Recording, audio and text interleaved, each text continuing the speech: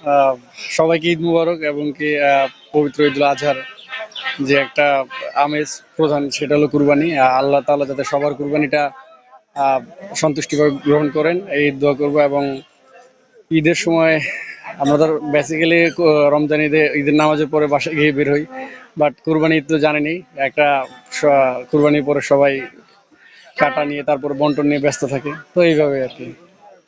ঈদটা হলো আপনার হলো আহ, যেভাবে হাদিসে আছে যে 3 ভাগের 1 ভাগ, সো আমরা এইভাবে একটা ভাগ নিয়ে এক ভাগ আত্মীয়কে দেওয়ার দেই, আর একটা ভাগ হলো সমাজে রেখে দিই এই তো এই সিস্টেমে আর কি প্রতিবারই কুরবানি করা হয়।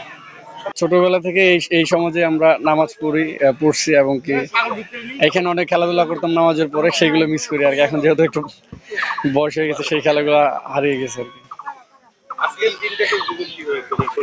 আজকে দিনটা উপভোগ বেসিক্যালি কুরবানির পরে তো সবাই একটু মাংস বন্টন নিয়ে তারপরে এগুলা আত্মীয়দের বাসায় পৌঁছে দেওয়া, তো এইটাই এর ভিতরে অনেক আনন্দ আছে, তো এইটাই এইভাবে উপভোগ করি। ছোট্ট করে খালি যদি বলতেন সামনের আপনার ফিউচার প্ল্যান এবং কোনো জাতীয় খেলা আছে কিনা? হ্যাঁ, অবশ্যই সামনে অস্ট্রেলিয়া সিরিজ আছে কিছুদিন পরে, সো ইনশাল্লাহ চেষ্টা করবো সেখানে ফিট থেকে ভালো কিছু করার এবং কি যাতে দেশের জন্য ভালো কিছু দিতে পারি। Thank you. Thank you.